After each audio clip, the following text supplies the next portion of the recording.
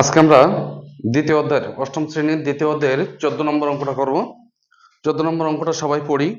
বার্ষিক 10% মুনাফায় 3000 টাকা এবং 8% মুনাফায় 2000 টাকা বিনিয়োগ করলে, মানে কোনো একটা ব্যবসায়ী, খেয়াল করি আমরা সবাই একটু মনোযোগ দিই।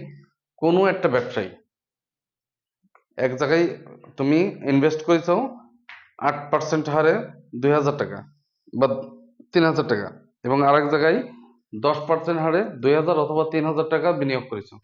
হ্যাঁ, দুই জায়গায় দুই রকম বিনিয়োগ করেছো না, বা একই ব্যবসায় দুইবার দুই রকম বিনিয়োগ করেছো, যে একবার 8% লাভ হবে আর একবার 10% লাভ হবে।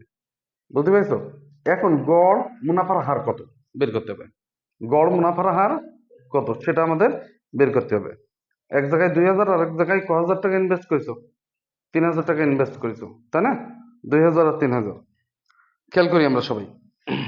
প্রথম ক্ষেত্রে আসল কত টাকা? আচ্ছা, দরকার নেই, এগুলো লিখবো না। পি সমান সমান কত? আসল না, কত টাকা? 3000 টাকা, তাই তো? 3000 টাকা। আই সমান সমান কত? জিজ্ঞাসাবাদক চিহ্ন বের করতে হবে, তাই তো? সময় কয় বছর ওখানে লেখা আছে? এত টাকা বিনিয়োগ করা হলো 1 বছরের জন্য অবশ্যই। হ্যাঁ, বার্ষিক। তাহলে 1 বছর সময় আছে, 1 বছর সময় কি এন দিয়ে প্রকাশ করছি, তাই তো? আর এটা হচ্ছে রেট। রেট কত? 10%। এটা 10% সমান সমান 10/100, তাই তো? তাহলে আমরা জানি আই সমান সমান পি আর এন সমান সমান পি সমান সমান কত টাকা? 3000 গুণ 10/100 গুণ 1 বছর, তাই তো? তাহলে খেয়াল করি, একটা শূন্য দুইটা শূন্য, একটা শূন্য দুইটা শূন্য কেটে দিলাম। তাহলে এখানে কত হলো? 3 দিয়ে 3 কে 3, দুইটা শূন্য, 300 টাকা। কত টাকা? 300 টাকা। এটা বুঝতে সমস্যা আছে? ওকে। দ্বিতীয় এটা লিখে দিই আমরা। প্রথম ক্ষেত্রে এটা দ্বিতীয় ক্ষেত্রে কি আছে? পি সমান সমান কত টাকা? 2000 টাকা। আই সমান সমান কত টাকা? জিজ্ঞাসাবাদক চিহ্ন। এন সমান সমান 1 বছর। আর হচ্ছে আর সমান সমান কত টাকা? 8% সমান সমান 8/100। এটা বুঝতে পারছো? আমরা জানি আই সমান সমান পির মান কত? 2000 গুণ আর এর মান 100 গুণ 1। এই শূন্য এই শূন্য এই শূন্য এই শূন্য কেটে দিলাম। তাহলে 8 দুগুণে 16, 160 টাকা। এটা বুঝতে পারছো? হ্যাঁ, তাহলে মোট আসল কত টাকা? 3000 যোগ 2000 টাকা, তাই তো? সমান সমান কত টাকা? 5000 টাকা। মোট মুনাফা কত টাকা? 300 যোগ কত টাকা বেরোলে? 160 সমান সমান 460 টাকা।